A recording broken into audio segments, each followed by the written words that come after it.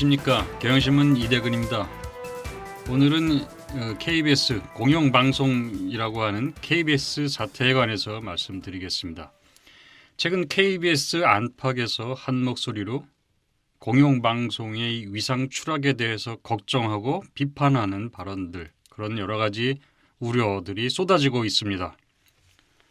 KBS 사태는 5월 7일 날 KBS 일선 기자들이 세월호 참사에 관한 KBS 보도의 문제점에 대해서 자성의 목소리를 낸 것이 발단이 되어서 사태가 확산이 되었습니다.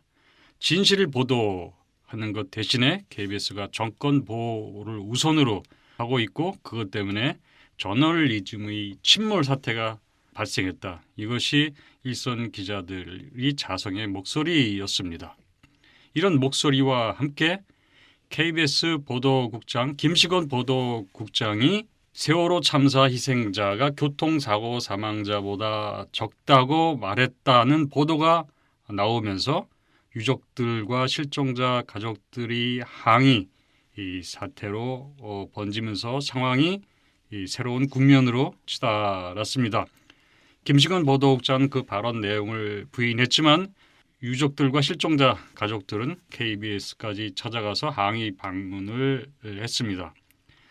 이런 상황에 대해서 KBS는 9일 오전까지 매우 강경한 입장이었습니다.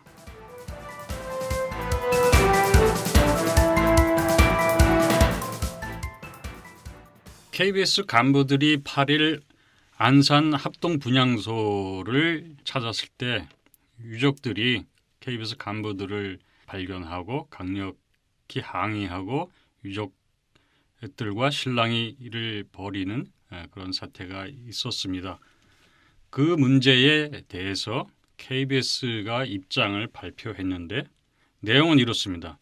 유족들이 조문관 간부를 폭행하고 장시간 억류했다. 언론들이 이 문제를 보도하면서 사실 보도를 하지 않고 유족의 편을 들었다. 일부 언론들이 그 상황을 왜곡 보도했다. 그런 사실과 다른 보도에 대해 법적 대응을 분명히 하겠다. 이렇게 해서 KBS가 유족과의 갈등에 대한 매우 강경한 입장을 발표를 했었습니다. 그런데 유족들이 그 다음 날 9일 날 KBS 항의 방문에 의해서 청와대 항의 방문을 한 뒤로는 180도 입장이 변했습니다. 입장이 변한 경위를 한번 보겠습니다. 5월 9일 날 그날입니다. 박준우 청와대 정무수석과 이정현 홍보수석이 청와대 앞으로 찾아간 유가족들과 만났습니다. 유가족들이 요구는 KBS 사장이 사과하고 김식원 국장을 파면해야 된다. 이런 요구를 했던 것 같습니다. 그 결과는 어떤 것이냐 하면은 그 박 수석이 그날 오후에 박영선 새정치연합의 원내대표로 새로 선출이 돼서 인사차 만나기로 되어 있었습니다. 그 박영선 대표를 만나서 박 수석이 유족들과 나눈 이야기를 전하면서 이렇게 말을 했습니다. KBS와 관련된 사항도 사실 저희가 확인하기 어려운 부분이 있고 언론기관 일에 대해 청와대에서 뭔가 말하기 어려운 상황임에도 불구하고 유가족들의 얘기를 들어보니까 상황이 대단히 심각했다. 그래서 어렵게 KBS에서도 좀 노력해 줄 것을 부탁을 드렸다. 그 결과 보도국장이 사의를 표시하고 길환영 KBS 사장이 유족 대표를 만나게 된 것 같다. 이렇게 설명을 했습니다. 박영선 원내대표도 박 수석이 방문하기 전에 유족들이 요구대로 보도국장 사퇴, 사장 사과 이런 것들을 먼저 해결해 달라 이렇게 요청을 했다고 합니다. 이런 결과로 9일 오후 김식원 KBS 보도국장이 사퇴하고 길환영 KBS 사장이 유족을 만나서 사과를 했습니다. 김식원 보도국장이 이날 사퇴를 하면서 세월호 보도 그 자체가 잘못됐다고 발언하지는 않았습니다. 세월호 보도는 KBS가 가장 잘했다. 이런 입장을 밝혔습니다. 그렇지만은 김 국장은 KBS가 정권이 장악과 통제에 있다. 그 장악과 통제에 있을 뿐만 아니라 사장이 정권을 위해서만 일을 한다. 이런 중대한 폭로를 했습니다. 그리고 나서 JTBC와에서 인터뷰를 했는데 그 내용을 잠깐 설명을 드리겠습니다. KBS 사장이 사사건건 보도본부에 개입하며 독립성을 침해했다. 따라서 길 사장이 자진 사퇴해야 한다. 길 사장이 평소에도 끊임없이 보도에 통제를 했다. 길 사장과 같은 그런 언론 가치관을 가진 사람이 방송사 사장이 되어서는 안 된다. 길 사장은 세월호 사건뿐만 아니라 평소에도 끊임없이 보도를 통제했다. 그 한 예로 윤창중 사건을 톱뉴스로 올리지 말라고 한 적도 있다. 이렇게 충격적인 내용을 폭로를 했습니다.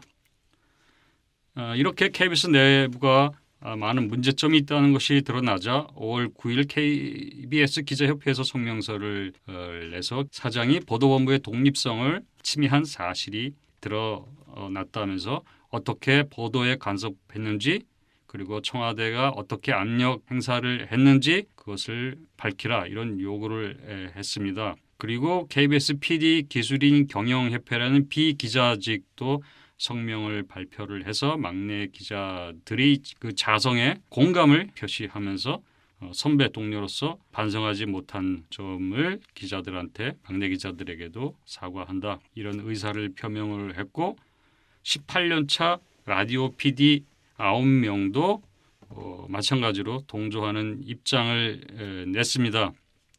KBS가 MB 정권 때부터 관제 방송의 적폐를 일삼더니 급기야 재난주간 방송사로서의 위장마저 망각하고 말았다. 재난 보도마저 정권 보위를 우선시하면서 국민의 신뢰를 완전히 잃고 말았다. 이런 내용을 발표했습니다. 이제 이렇게 사태가 악화되면서 KBS가 하나의 조직으로 이게 존립 가능한지 그렇게 의심스러운 상황으로 치달았습니다.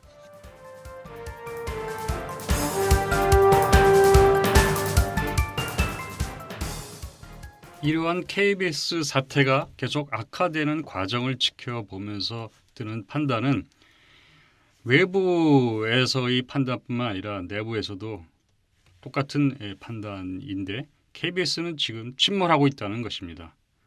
공영방송이라면 사실보도 그리고 공정한 보도와 논평을 해야 됩니다. 그런데 객관적인 상황의 전달을 통한 공정성 대신에 대통령 보호와 미화를 우선시했던 것입니다.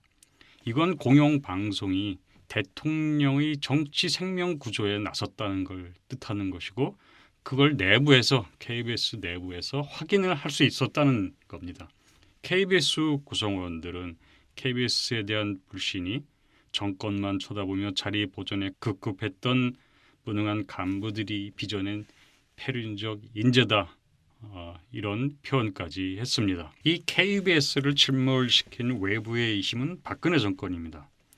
청와대의 부탁, 박준우 정무수석의 표현입니다. 청와대의 부탁 한 번으로 꿈쩍같은 사장이 사과하고 보도국장이 물러났습니다. 이거는 KBS가 청와대 방송이라는 걸 뜻합니다. 청와대가 신호를 보내는 대로 움직이는 방송이다. 이걸 확인한 겁니다. 김 보도국장도 이미 말을 했습니다. 사사건건 공정성을 해치는 지시를 내렸다. 사장이 오직 대통령만 보고 간다라고 이미 폭로를 했습니다. 내부에서도 청와대 방송이라는 게 입증이 된 거고 밖에서도 확인할 수가 있었습니다. 물론 사장 사과와 보도국장 사태가 일반적으로 타당한 조치라고 할 수가 있습니다. 문제는 이런 거를 KBS 스스로 판단한 것이 아니라 청와대의 요구에 의해서 했다는 겁니다. 마치 관료 조직의 하부기관처럼 청와대 부속기관처럼 KBS가 명령을 받아서 움직이듯이 그렇게 신속하게 행동했다. 이 사실이 매우 중요한 것입니다. 이거는 공영방송이 집권 세력의 일부다. 집권 세력과 일체화됐다는 것을 증명하는 것이기 때문이다. 바로 그 때문에 박근혜 정부가 세월호 참사에 대해서 우왕좌왕 구조 실패한 현상이 공영방송의 세월호 보도에 그대로 반영된 것이라고 할 수가 있습니다. 그다음 이 KBS 사태는 한국 언론의 중대한 사태입니다. 정권이 방송을 지배하고 사장이 방송 내용을 통제하며 공영방송의 독립성, 공정성을 해친 문제이기 때문입니다. 이제는 공영방송 문제 더 이상 방치할 수 없는 지경에 이르렀습니다. 박영선 새정치연합 원내대표도 청와대가 보도국장의 사태와 같은 이런 해결책을 갖고 오라고 했습니다. 이건 말하자면 청와대가 방송 통제권을 갖고 있다는 것입니다. 갖고 있다는 것을 알고 있기 때문에 박영선 대표가 청와대에 그것을 행사해달라고 요청한 것이나 다름없는 겁니다. 이거는 무슨 뜻이냐 하면 청와대가 방송을 통제하고 있다는 사실을 여야 모든 사람들이 다 알고 있다는 겁니다. 가장 중요한 것은 이렇게 세상이 다 알고 있는 잘못된 상황, KBS는 청와대의 직접 통제하에 있다. 청와대가 신호를 보내면 즉각 움직인다는 이 다 알고 있는 사실 더 이상 묵과할 수 없게 됐다는 점입니다. 방송법 제4조 1항은 이렇게 되어 있습니다. 방송 편성의 자유와 독립성은 보장된다. 2항은 이렇습니다. 누구든지 방송 편성에 관하여 이 법 또는 다른 법률에 의하지 아니하고는 어떠한 규제나 간섭도 할 수 없다. 이렇게 되어 있습니다. 이렇다면 방송 편성의 자유와 독립성을 누가 위반하고 침해했는지, 정권이 공영방송을 어떻게 장악했는지 진상을 규명해야 되고 위반에 대해서 철저히 따져서 처벌을 해야 됩니다. 그러자면 국회에서 제대로 KBS 사태에 대한 청문회를 열어야 합니다. 그래서 방송의 독립성, 공정성이 어떻게 침해되어 있는지 구체적으로 확인을 하고 그것을 방지하고 독립성, 공정성을 확보하기 위한 제도적 실천적인 방안을 마련하도록 하는 활동을 전개를 해야 합니다. 공영방송의 현실은 매우 참담합니다. 독일의 프리드리히 에버트 재단이라고 있습니다. 이 재단에서 아시아 언론 지표 시리즈를 발간을 합니다. 그러니까 아시아 언론이 얼마나 독립성, 공정성을 확보하고 있는지 지표를 통해서 평가하는 작업입니다. 이 재단이 2013년 한국 보고서를 발간을 했습니다. 패널 토론을 한 뒤에 각자 일정한 점수를 내서 평균 점수로 이렇게 지표를 만들어내는 방식입니다. 제가 작년에 이 한국 언론 지표를 선정하고 점수를 내는데 저도 참여를 했었습니다. 그때 참여할 때 의아하게 느꼈던 점이 있는데 아시아 언론 지표의 시작은 원래 아프리카 언론 평가에서부터 시작이 됐습니다. 그래서 아시아 지역으로 확장을 했던 것입니다. 여기에 지표 언론 평가 대상에서 일본 같은 이제 선진국은 빠져 있습니다. 아시아 지역을 대표적으로 예를 들면은 태국, 필리핀, 파키스탄, 인도 이런 나라들이 대상이 됩니다. 근데 여기에 한국 언론도 포함이 된 겁니다. 한국으로 말하자면 OECD 가입국, 이거 선진국 클럽이라고 하는 OECD 가입국이고 경제 규모도 12, 3위권입니다.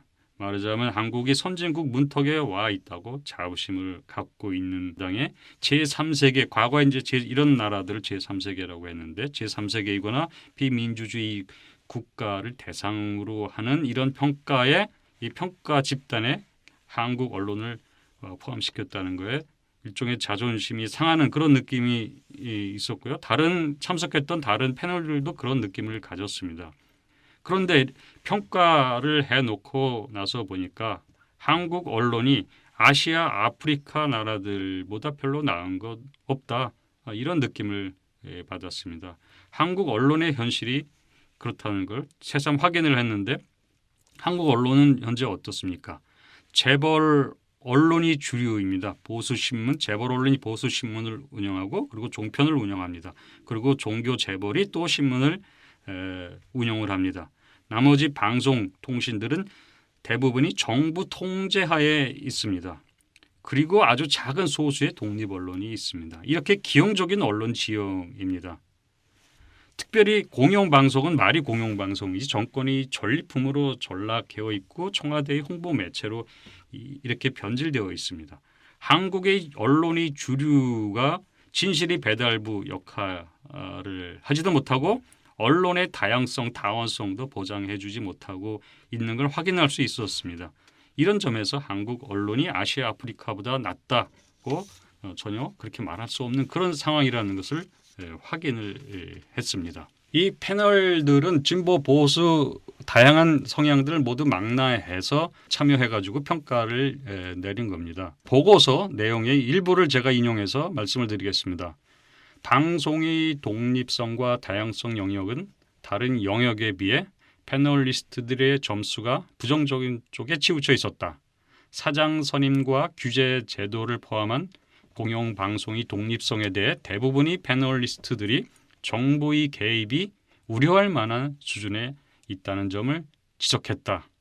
이렇게 요약을 하고 있습니다. 12명의 패널이 참여를 해서 점수를 매겼는데 평점이 2.1입니다. 수많은 항목 중에 가장 낮은 점수를 얻었습니다.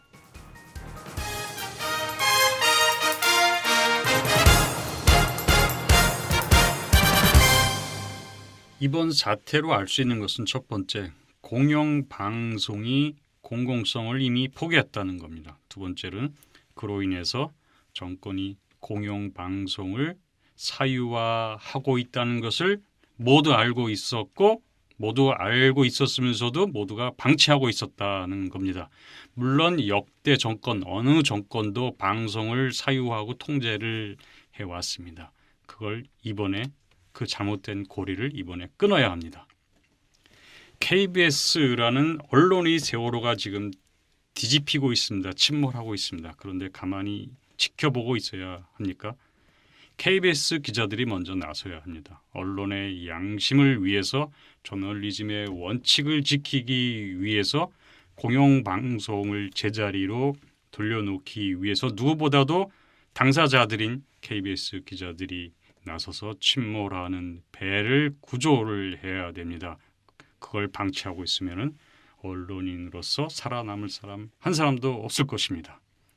그리고 국회뿐만 아니라 시민단체, 지식인들이 나서서 시민 모두의 방송으로 KBS가 바뀌도록 하는 활동을 전개를 해야 합니다. 뿐만 아니라 공영방송은 KBS가 대표적이지만 KBS만이 공영방송은 아닙니다. MBC, YTN도 공영방송입니다. 연합뉴스는 정부 통제하에 있는 통신사입니다. 이런 관영 언론들을 개혁을 해서 진정한 공공성, 공정성을 확보하도록 해야 합니다. 그러기 위해서는 먼저 그 내부 구성원들, 기자들이 나서서 바로잡기를 지금 바로 시작해야 합니다. 이대근이었습니다.